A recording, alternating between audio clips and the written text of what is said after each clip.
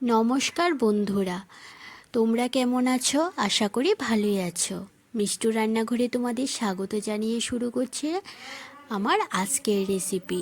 আজকের রেসিপিটা আজ আমি বানাবো না, এই রেসিপিটি করবে আমার শাশুড়ি মা।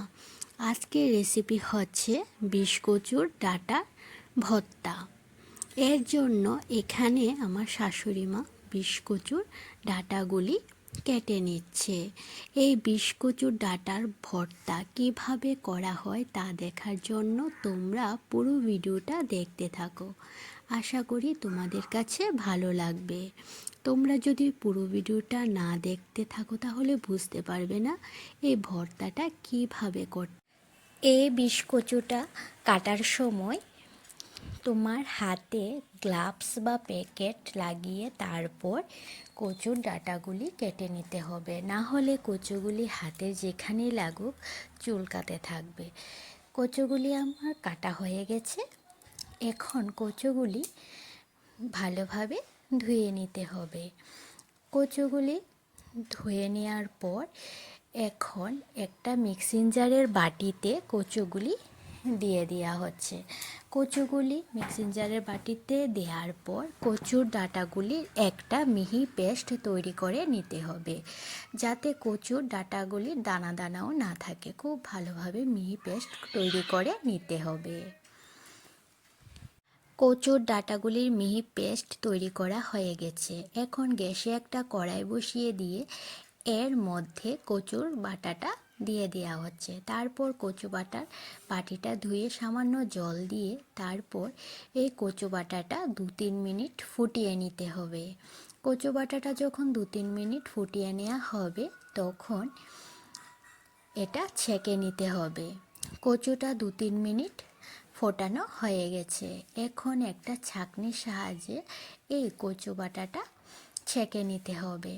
কচু বাটাটা খুব ভালোভাবে ছেঁকে নিতে হবে, যাতে সামান্য পরিমাণ জলও না থাকে। এই কচু বাটার জলটা ফেলে দিলে কচু বাটাটা ভর্তা করলে তখন কচু আর চুলকায় না। এই জন্য এই কচু বাটাটার জলটা খুব ভালোভাবে ছেঁকে নিতে হবে। কচু বাটাটা ছাঁকা হয়ে গেছে। এখন এই কচু বাটাটার ভর্তাটা তৈরি করা হবে। এর জন্য গ্যাসে একটা কড়াই বসিয়ে দিয়ে তারপর এর মধ্যে দেওয়া হলো সর্ষের তেল। ফোড়নে দেওয়া হচ্ছে একটা শুকনো লঙ্কা আর তেজপাতা। শুকনো লঙ্কাগুলি যখন হালকা কালো হয়ে আসবে তখন এর মধ্যে দেওয়া হবে গোটা মেথি ফোড়ন দেওয়ার পর এখন এর মধ্যে দেয়া হবে পেঁয়াজ বাটা। এখানে 2 চামচের মতন পেঁয়াজ বাটা দেয়া হয়েছে, 1 চামচ রসুন বাটা আর 2 চামচ কাঁচা লঙ্কা বাটা। ঝালটা তোমরা তোমাদের পছন্দ মতন দিতে পারো।